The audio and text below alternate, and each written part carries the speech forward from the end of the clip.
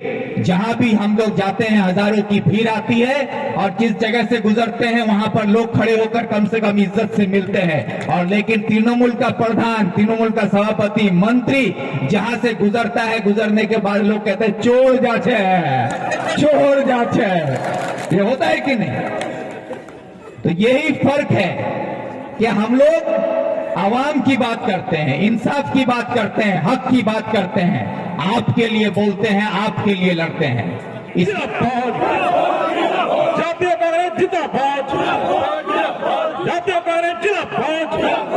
यहाँ पर मौजूद कांग्रेस के तमाम लीडर, हमारी महिला नेत्री, युवा नेता और आप सभी इनकलाबी साथी, बड़े बुजुर्ग, मेरी माँ और बहन जो इस ठंडे में यहाँ बैठी हुई, आप सबका तहे दिल से सलाम और नमस्कार के साथ आप लोगों के सामने अपनी बात रखते हैं।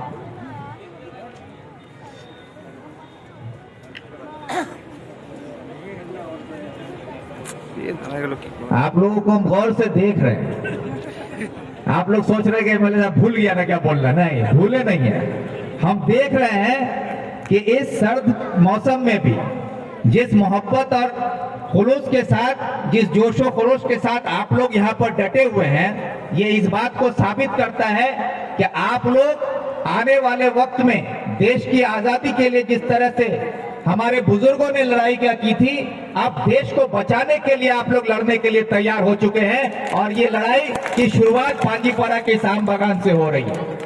और यहाँ पर मैं देख रहा हूँ कि हमारी माँ बहन, छोटी छोटी बहनें, बच्चियां, हमारे छोटे छोटे मासूम बच्चे यहाँ पर मौजूद हैं। उनके चेहरे पे भी जो मुस्कुराहट है, उनको भी ये यकीन है कि कहीं ना कहीं आज इस मंच पे जो लोग खड़े हैं, जो यहाँ पर तकरीर रखे, जो नेता लोग बैठे हुए हैं, या जो तादाद है, ये उनके मुस्तकबिल को संवारने की लड़ाई की शुरुआत हो रही है। और ये शुरुआत इस मंच से होगी और कांग्रेस के झंडे के तले होगी। जो लोग ये कहते हैं कि कांग्रेस में चंद लोगों के जाने से क्या होगा, कुछ दिन पहले इसी इलाके के आपके यहाँ से चुने हुए रहनुमा जनाब रब्बानी साहब, जो कि एमएलए हैं और मगरबी बंगाल के माइनॉरिटी के मिनिस्टर हैं, उन्होंने ये कहा था कि कांग्रेस कोई फैक्टर नहीं है, विक्टर कोई फैक्टर नहीं है। आज रात को जब सोते हैं तो ख्वाब में भी विक्टर नजर आता है, कांग्रेस नजर आता है। ये आलम हो चुका है। गोती से शुरुआत हुई थी ग्वालपोखर में, गोती के बाद चुराकुट्टी, लोधन, लोधन से पांजीपाड़ा, अब अगला धावा खागर अंचल में होगा। और ये भी याद रखिए कि ये लड़ाई जो है, ये किसी को हराने और किसी को जिताने की नहीं है। ये लड़ाई है कांग्रेस की, आवाम को जोड़ने की, देश को बचाने की। एक तरफ फिरका परस्त ताकत और एक तरफ ममता बनर्जी की लुटेरी सरकार। इन दोनों के बीच में जो आवाम पिस रहा है, उसको बचाने का पीड़ा अगर किसी ने उठाया है तो वो कांग्रेस ने उठाया है।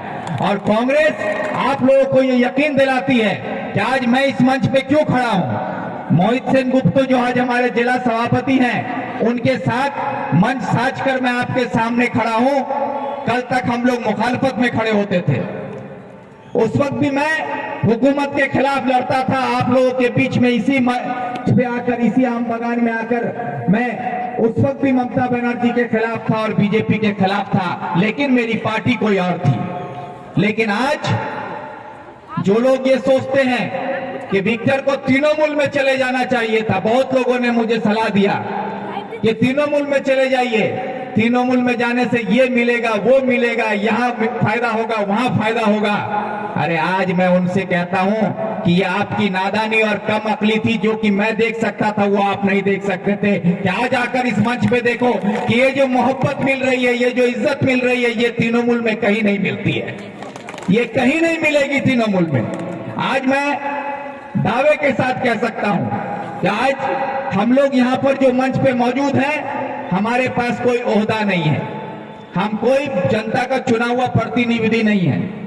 आज हम एमएलए नहीं है, मोहित सेन गुप्ता एमएलए नहीं है, कोई जिला परिषद नहीं है, कोई यहाँ पर सभापति नहीं है, कोई प्रधान नहीं है। लेकिन फिर भी जहां भी हम लोग जाते हैं हजारों की भीड़ आती है और जिस जगह से गुजरते हैं वहां पर लोग खड़े होकर कम से कम इज्जत से मिलते हैं। और लेकिन तृणमूल का प्रधान, तृणमूल का सभापति, मंत्री जहां से गुजरता है, गुजरने के बाद लोग कहते हैं चोर जाचे, चोर जाचे। ये होता है कि नहीं? तो यही फर्क है कि हम लोग आवाम की बात करते हैं, इंसाफ की बात करते हैं, हक की बात करते हैं, आपके लिए बोलते हैं, आपके लिए लड़ते हैं। इसलिए इस ठंडे में भी आज जो आप लोग यहाँ पर इस मोहब्बत के साथ हम लोगों का इस्तकबाल कर रहे हैं, आज जो हमारे नौजवानों में इस सर्दी से लड़ने का जो जोश है, क्योंकि हमारे खूनों में रवानगी है, हमारे अंदर हरकत है, और हरकत जाओगी वहां बरकत होगा। और ये उसी हरकत का नतीजा है कि भारत जोड़ो यात्रा में आज ये सवाल उठाया जाता है कि राहुल गांधी एक टी शर्ट पहन के कैसे घूमता है, राहुल गांधी को ठंडा नहीं लगता है।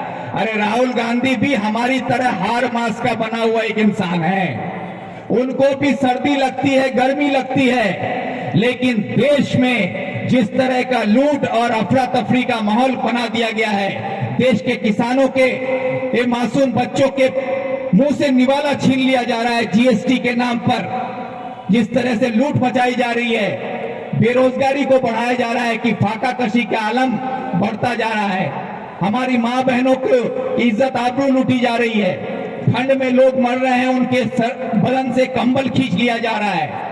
ये जो मैं कह रहा हूं ये ऐसी नहीं है। अगर आप इसको देखें, महंगाई की वजह से लोग सर्दी का कपड़ा नहीं खरीद सकते हैं, महंगाई की मार की वजह से बच्चों को तालीम नहीं दे सकते हैं, महंगाई की मार की वजह से हम अपने बड़े बुजुर्गों का इलाज नहीं करा पा रहे हैं, महंगाई की मार की वजह से किसान खेती नहीं कर पा रहा है, फसल का कीमत नहीं मिलने की वजह से बच्चों को तालीम नहीं मिल रही है। ये सारी चीजें इन सब चीजों से जुड़ी हुई है जो कि बीजेपी की सरकार दिल्ली में बैठ के कर रही है, और हजारों की तादाद में, लाखों की तादाद में, करोड़ों की तादाद में देश में लोग आज बेरोजगार हो रहे हैं, सर्दी से, ठंड से मर रहे हैं। आपने देखा होगा अगर वो वीडियो राहुल गांधी का, जब उन्होंने एक प्रेस कॉन्फ्रेंस करके कहा था, उनसे पूछा गया कि आपको ठंड नहीं लगती, तो बोला था कि मुझसे पूछने से अच्छा है जाकर देश के उन हजारों किसानों से पूछो जो सर्दी में एक स्वेटर खरीदने की हैसियत नहीं है, उनको ठंड लगती है कि नहीं, जाकर पहले उनसे पूछो। ये सवाल का जवाब था उनका। आज हम लोग यहाँ पर तो सब कोई गर्म कपड़ा पहने हुए हैं, कोई चादर में है, कोई स्वेटर में है, कोई जैकेट में है,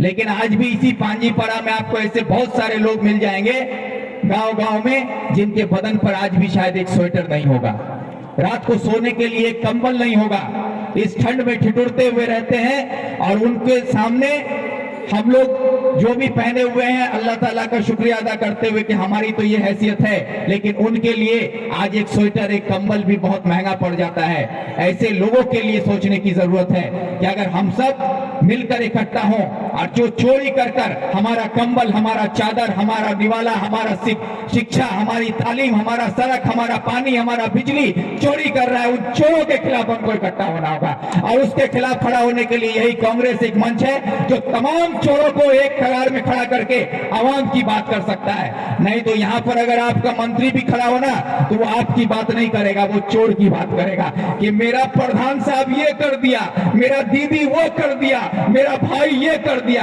अरे दीदी भी चोर, तुम्हारा भाई भी चोर, तुम भी चोर, तुम्हारा प्रधान भी चोर, तुम किसकी हिमायत कर रहे हो?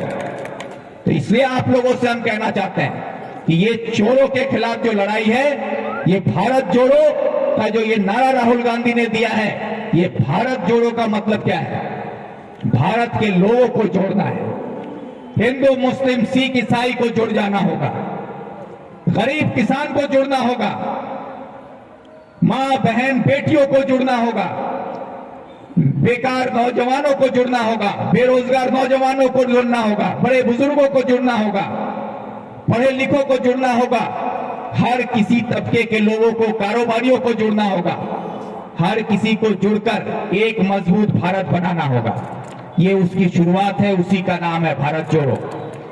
आज हम वामपंथी करते थे, वामफ्रंट क्यों करते थे? क्योंकि वामफ्रंट गरीबों की बात करता था, वामफ्रंट गरीब के लिए लड़ता था, यही सोच के हम लोग लड़ते थे। लेकिन आज अगर आप देखें कि कांग्रेस पार्टी में हम क्यों हैं? क्योंकि राहुल गांधी जो बोल रहे हैं, जल जंगल जमीन, जल जंगल जमीन की बात कौन कर रहा है? राहुल गांधी। गरीब की बात कौन बोल रहा है? राहुल गांधी। किसान को हक दिलाने की बात कौन बोलता है? राहुल गांधी। देश में पूंजीवादियों के हाथ से पूंजी छीनकर गरीबों में तकसीम करने की बात कौन कर रहा है? राहुल गांधी। आज वो हर बात जो वामपंथी बोलता था वो सारी चीजें आज राहुल गांधी बोल रहा है। सारी लड़ाई राहुल गांधी लड़ रहे हैं, सारी लड़ाई कांग्रेस लड़ रही है, तो हम वहां क्यों रहे? हम जब गरीब के साथ थे तो गरीब की बात जो बोलेगा, गरीब के लिए जो लड़ेगा, हम सब उसके साथ रहेंगे। यही होना चाहिए हम लोगों को। इसलिए हम सबको इकट्ठा होकर कांग्रेस के साथ चलना है। आज यहाँ पर कुछ सवाल हम उठाना चाहते हैं, क्योंकि पांजीपरा की सरजमीन पर जब हम खड़े हैं तो पांजीपरा में अक्सर ये गाना गाया जाता है मंत्री साहब के तरफ से, उनके पार्टी के कारकुनों के तरफ से, कि ग्वालपोखर में बहुत तरक्की हुआ है। सारी तरक्की ग्वालपोखर में है। मैं कुछ सवाल उठाना चाहता हूं कि अगर तरक्की का नाम मंत्री साहब का 7 करोड़ का मकान है इस्लामपुर में, उसको तरक्की कहते हैं?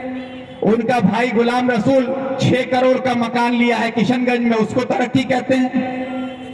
ये हम गिना रहे हैं, उंगली दिखा के बोल रहे हैं। इस बात से इनकार कर सकता है रब्बानी साहब कि 7 करोड़ का मकान इस्लामपुर में नहीं है? आप लोग भी हाई स्कूल के टीचर यहाँ पर मौजूद है, मंच पे भी हाई स्कूल के टीचर मौजूद है। रब्बानी साहब भी एक हाई स्कूल का टीचर है। उनकी अहलिया वो एक प्राइमरी स्कूल की टीचर है। एक हाई स्कूल का टीचर 40-45 हजार रुपया तनख्वाह पाते हैं, 50 हजार रुपया तनख्वाह पाते हैं। तो 40-50 हजार रुपया तनख्वाह पाने वाला आदमी 7 करोड़ का मकान बना लिया। गैसल मौजा में करोड़ों का जमीन खरीद के रखा है। ये सब कहां से आ रहा है? ये आपका पैसा है जो लूटा जा रहा है। बेरोजगारी के मार में पूरा देश झुलस रहा है। नौजवानों के पास काम नहीं है, रोजगार नहीं है। अपनी जरूरतों को पूरा करने के लिए नौजवान यहां से वहां भटक रहा है, दिल्ली, पंजाब, हरियाणा, मुख्तलिफ शहरों में जाकर काम खोजने की तलाश में है और वहां पर हादसों का शिकार होता है। आज हम लोगों के पास में इस्लामपुर में जागीर बस्ती, गैसल के जागीर बस्ती में एक पूरी परिवार सिलेंडर फटने की वजह से खत्म हो गया। क्यों? अपनी सरजमीन, अपनी मिट्टी छोड़कर उसको क्या जरूरत है वहां जाकर बसे रहने का, वहां जाकर रोजी रोटी की तलाश में। और आज उसके लाश जब यहां पर लेकर आया गया, पूरे इलाके में मातम छा गया, पूरे इलाके के लोग गमजदा हैं। कितना बड़ा हादसा कि एक पूरा परिवार खत्म हो गया। और यही सरकार में आई ममता बनर्जी ने कहा था कि अगर मेरी सरकार बनती है, मामाटी मानुष की सरकार बनती है, तो दिल्ली पंजाब जेते होवे ना, कॉल कारखाना ही खाने होवे। बोली थी कि नहीं? यही रब्बानी साहब बोल रहे थे कि दीदी जीतने से यार दिल्ली पंजाब में जो आवे यही थे सबला आवे। कहां गया? क्यों आज हमारे लोग दिल्ली पंजाब हरियाणा में जाके बेमौत मर रहे हैं? क्यों अपने परिवार को पालने के लिए दिल्ली पंजाब हरियाणा में जाकर वहां पर महीनों महीना रहना पड़ता है? नौजवानों को हादसों का शिकार होना पड़ता है, परिवार यहाँ तिल तिल मरता है। इसके लिए कुछ नहीं सोचते और तरक्की के नाम पर सिर्फ अपनी तरक्की दिखा रहे हैं। इसलिए हम कहते हैं हमको आपका 7 करोड़ का मकान, आपके भाई का 6 करोड़ का मकान, ये आपको मुबारक हो, उससे हमें कोई लेना देना नहीं है। लेकिन मैं आपसे सवाल करता हूं जनाब रब्बानी साहब कि आप हमारे माइनॉरिटी के मिनिस्टर हैं और पांजीपारा में जो माइनॉरिटी का जो मदरसा बनाया गया है, मॉडल मदरसा, उस मदरसे में उर्दू को एफिलिएशन क्यों नहीं दिया गया? क्यों ये इलाका उर्दू से जुड़ा हुआ नहीं है? क्या उर्दू के लोग यहां नहीं है? एक मॉडल मदरसा बनाया गया पश्चिम बंगाल सरकार के इसमें और उसको लेकर आप वाहवाही बटरते हैं कि मैं मदरसा बना दिया। अरे बनाने वाला तो सरकार था और उसका एफिलिएशन 2009 में मिला था जब वामफ्रंट की सरकार थी। भले ही वो बात को दरकिनार कर दीजिए, आप माइनॉरिटी मिनिस्टर हैं, उर्दू को एफिलिएशन क्यों नहीं मिला? ये सवाल नहीं करेंगे हम? उर्दू को एफिलिएशन क्यों नहीं दिया गया? जबकि ममता बनर्जी कहती है हम उर्दू को दूसरी जुबान का दर्जा दिए हैं, तो आज मॉडल मदरसा में उर्दू को एफिलिएशन क्यों नहीं दिया गया? आप लोगों में बहुत सारे ऐसे लोग होंगे जो अपने बच्चों को भर्ती करने गए होंगे उर्दू मीडियम का, तो हेडमास्टर साहब बोले होंगे कि यहाँ उर्दू का भर्ती नहीं होगा। क्यों? क्योंकि उर्दू है ही नहीं वहां। ये सोचिए, मदरसा है लेकिन उर्दू नहीं है। और मंत्री है गुलाम रब्बानी साहब, वो भी किसका? माइनॉरिटी का। कहाँ का? पांजीपारा का। उसके बाद भी नहीं मिल रहा है। ये सवाल नहीं है? और माइनॉरिटी का मदरसा आपके पास है, सर्विस कमीशन, मदरसा सर्विस कमीशन, जिसको पिछले 10 साल से ममता बनर्जी ने रोक रखा है। एक भी मदरसा में किसी टीचर का बहाली नहीं हुआ और आप को शर्म आना चाहिए था कि अगर आपके अंदर गैरत हो, जिल्लत नाम की थोड़ी सी भी इज्जत आपके अंदर बची भी होती तो आप या तो मिनिस्ट्री से छोड़ के निकल जाना चाहिए था आपको। आप अपने दफ्तर में एक टीचर नहीं ले सकते हैं और आप एक एनजीओ के नाम पर, एनजीओ के जरिए टीचर की बहाली करते हैं मदरसा में। और वो एनजीओ किसका है? आप लोग तो ये सब खबर नहीं रखते हैं, खाली सुन लिए कि एनजीओ से मास्टर लीज है, लेकिन एनजीओ डाकार एनजीओ डाव फिर वहां रहे एनजीओ डाउल का तृणमूले रहे मजहर नाम सुनिस आलेमानुरीर आदमी आलेमानुरी चीनी सबको ना जिला परिषद चीफ सभाधिपति वार हस्बैंड वार आदमी वार होल एनजीओ वार एनजीओ से फिर मास्टर लेवल। तो ये जो खेल है ना कि सरकार को मास्टर का बहाली करना चाहिए, सरकार नहीं कर रही है, एनजीओ के जरिए, वो भी उसी के पास।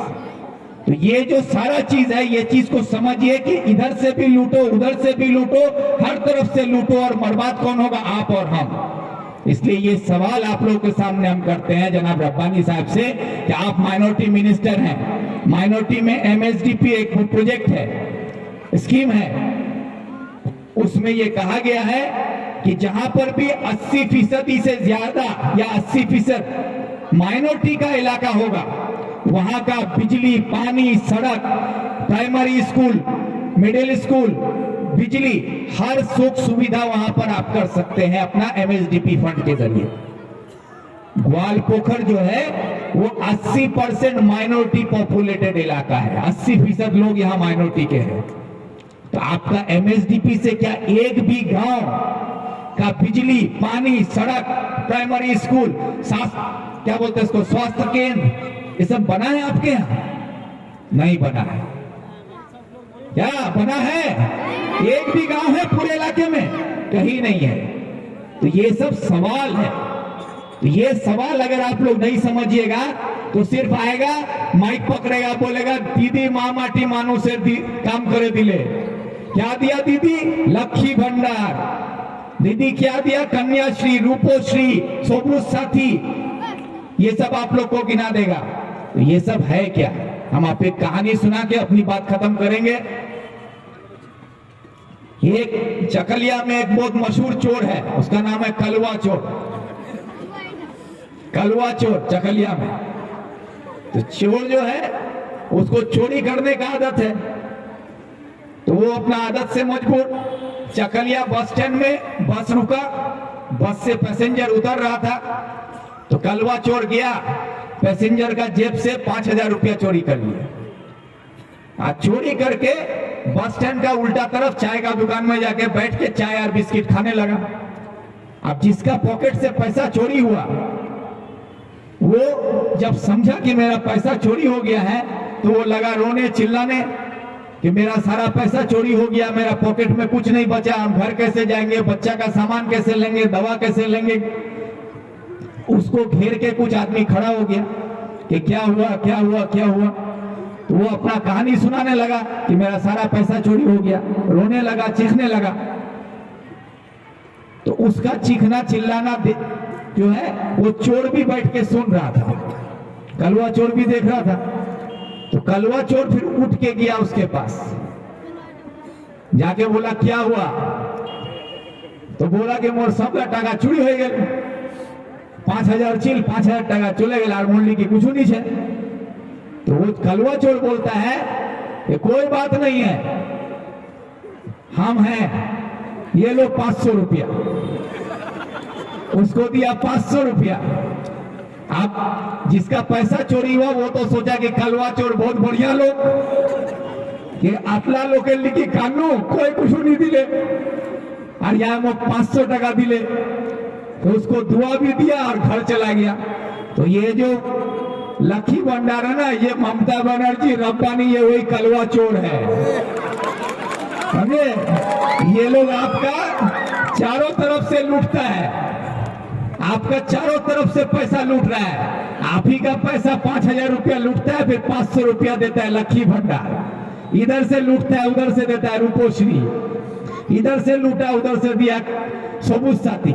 ये आप ही को लूट के आप ही को दे रहा है, आज अगर आपसे हम सवाल करें कि आपका सरसों का तेल का दाम कितना था, इस कई साल में कितना बढ़ गया, आपका सार का दाम कितना था, आज सार का दाम कितना है, आपका बीज का दाम कितना था, आज बीज का दाम कितना है, आज आपका दवा का दाम कितना था, आज दवा का दाम कितना है।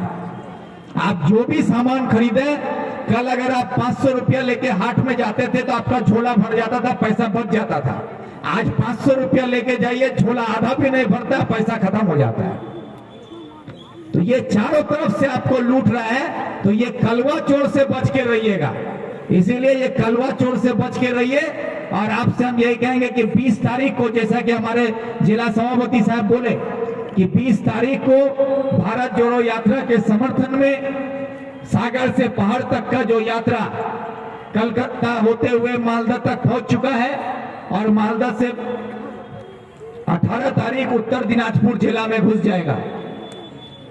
18-19 करते हुए 20 तारीख को आपके ग्वालपोखर में दोपहर के तकरीबन 12 बजे घरदप्पा, दोपहर के 12 बजे घरदप्पा में पहुंचेगा। तो आप सब तमाम, मेरे खास करके नौजवान भाइयों से मेरी अपील है कि तमाम नौजवान पूरे इलाके में अपने जितने भी जानने वाले दोस्त अहबाब रिश्तेदार हैं, सबको खबर कीजिए कि उस दिन घरदप्पा में 20 तारीख को 12 बजे हम लोगों को इकट्ठा हो जाना है, और ये यात्रा को यहाँ से निकालना है। हमारा काफिला इतना बड़ा होना चाहिए कि हमारे नारे में इतनी ताकत होनी चाहिए कि हमारे नारे से ही तृणमूल की जमीन कांप जाए, और वही हमारी लड़ाई का बिगुल बजेगा पंचायत का। और यही आप लोगों से कहते हुए, अपील करते हुए एक ही बात कहेंगे शेर के लफ्ज में, इनकलाब के आमद का तू अब इंतजार ना कर, इनकलाब के आमद का अब तो इंतजार ना कर, हो सके तो खुद इनकलाब पैदा कर। यही कहकर मैं आप सबका शुक्रिया अदा करता हूं, आप सबसे रुखसत होता हूं। इस ठंड में सभी माँ बहनों का, बड़े बुजुर्गों का, नौजवानों का शुक्रिया अदा करता हूं, मेरे प्यारे मासूम बच्चों का, कि सब यहाँ पर आप लोग आए, इतनी मोहब्बत और प्यार के साथ आप लोगों ने हम लोगों का इस्तकबाल किया। इसी के साथ हम अपनी बात खत्म करते हैं। वंदे मातरम, जय हिंद।